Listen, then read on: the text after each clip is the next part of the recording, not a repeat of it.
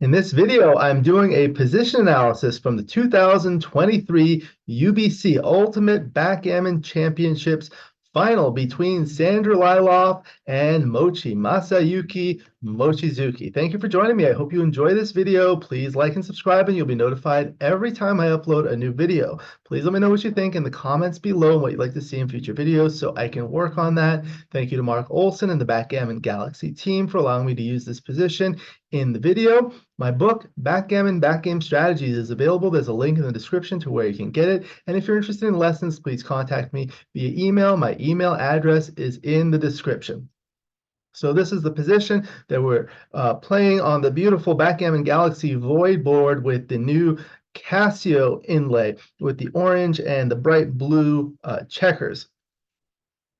Okay, so this is the position. This is the first game of a 7-point match. So it's 0-0 to 7 or 7 away, 7 away. Sander is playing the orange checkers at the bottom, and Mochy is playing the blue checkers at the top. Sander has a strong position as it has already doubled. So Mochy owns a 2Q. So Mochy has one checker on the bar, and Sander has a 5-point board and one checker still back. Sander has a 3-2 to play. So I'll let you pause the video, take a look, think about how you would play it, and there's a link in the description to the exact moment of this so you can see what happened, and we'll look at the analysis in just a moment.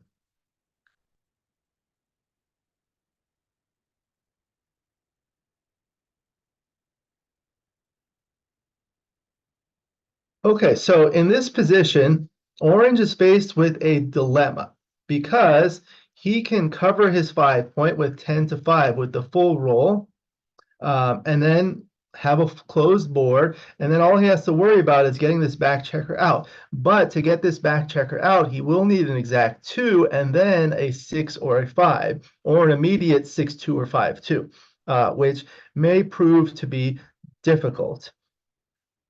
Alternatively, he could just move 24 to 22 right now and lift the blot so that he can come out with 5s or 6s next. However, that does give Mochy the chance to come in with a 5 and to hit with a 5-1 or a 5-4. So looking here, it's actually very correct to play 10 to 5, making the board. Moving up and lifting the blot is actually a blunder. So we'll take a look in detail of this position, at this position, to see why. So this is the correct play, moving 10 to 5, resulting in this position. The incorrect play, which turns out to be a blunder, is playing 24 to 22 and lifting the blot 5 to 2, resulting in this position. So this is the 2-roll dice distribution heat map for the top play of making the board. So this is a 2-roll map. So this is the opponent's next rolls all at the top, and the average is here at the bottom, and then that's Mochy's roll. And then Sander's roll, the orange player's roll, is all these ones here on the left. Now you see, since it's a closed board, you're not going to see any differences between any of these rows. They're all the same. So you see next, all of Orange's 2s work well, and these are other rolls like 2-1, 3-2, and so forth. So whenever he rolls a 2, that's good. If he rolls anything else, that's bad or neutral. And this is the same thing for the opposite play of advancing the back checker and then lifting. You see, when Sander comes in with the 5s, most of the time it's bad, so that's why it's red. But a lot of the other time it's green. And now this is the difference. So this takes the first graph and subtracts from that the second graph. So green favors the first play of making the 5-point, and red favors the other play of lifting the blot. So you see, anytime you roll a 2 next, that's good. When red rolls a 5 next, it's bad, but not all the time, because you can come back and hit. And since it's a little hard to see the intensity of the green, I have this one too. This shows the intensity. Basically, the darker greens are higher here. So you can see the area under the curve for the green is higher than that under the curve for the red. So that means there's more overall green than red. That's why it favors. So these are all the sequences, all the 2-roll sequences out of the next 1296 rolls that favor making the 5-point, and then the red is the second play. This is the second roll heat map. So this is not blue's next roll, but this is orange's next roll. So on the upper left is making the board, and on the upper right is lifting the blot and advancing the back checker. You see, afterwards, when you roll a 2 next, you can advance the back checker, and that's really good.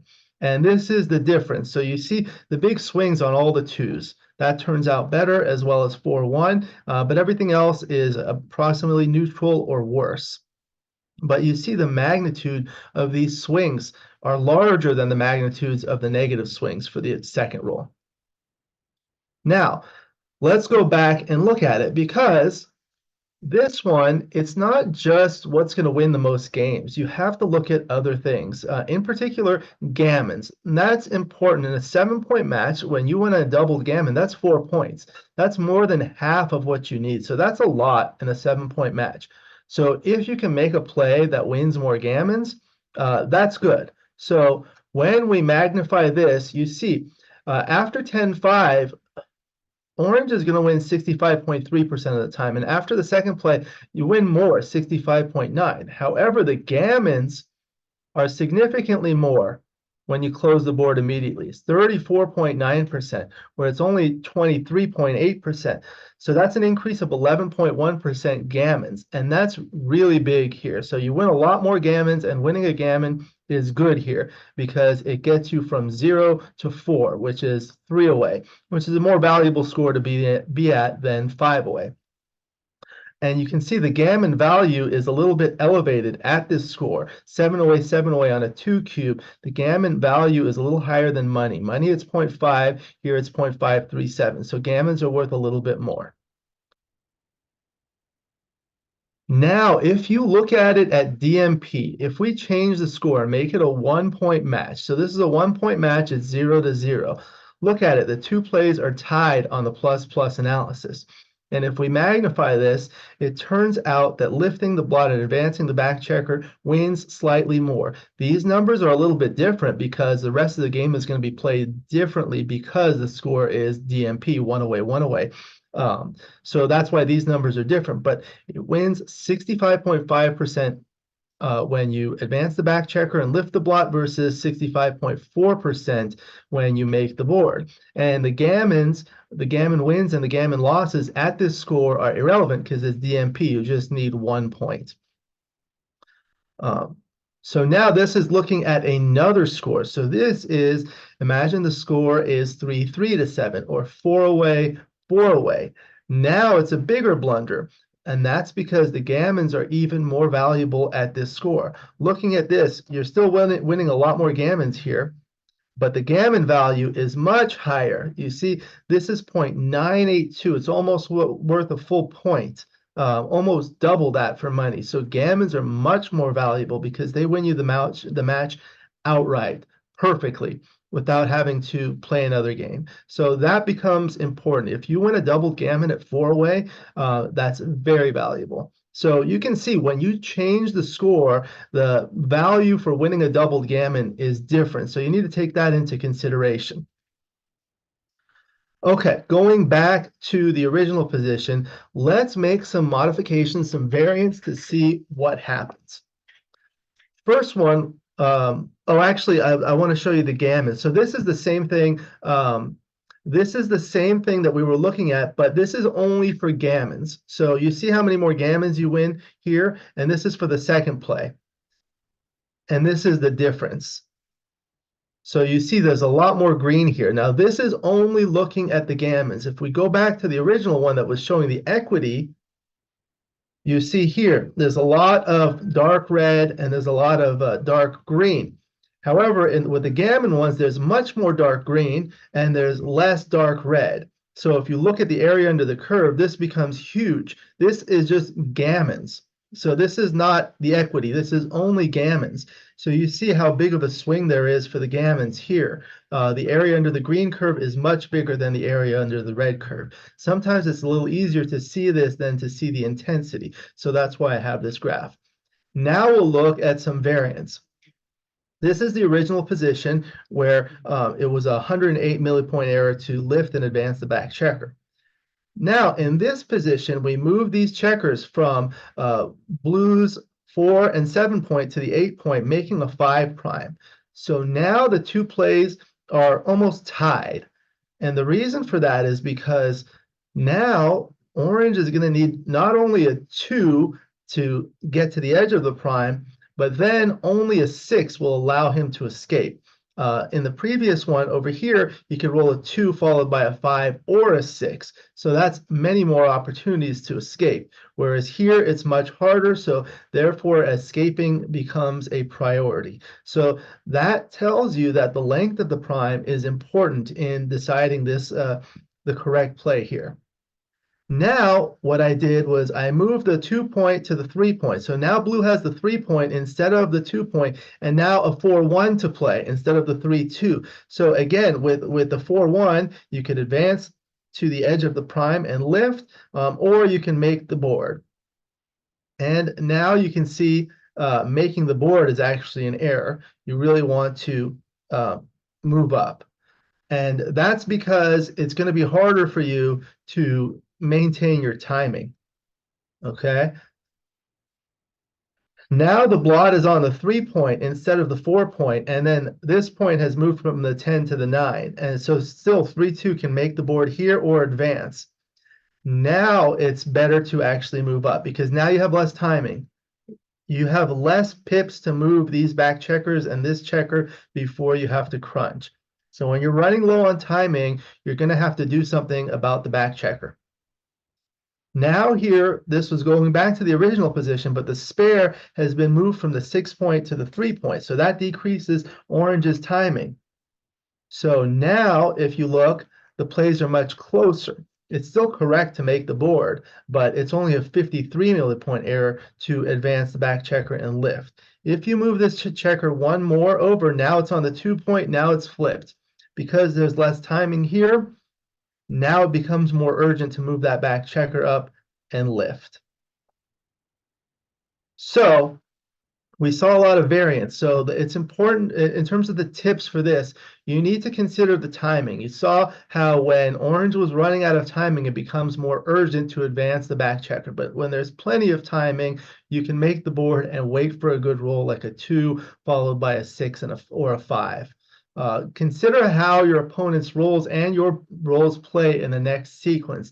And you can use the 2-roll dice distribution. And that's available to the US BGF members. I have another video on that, so you can look at that video.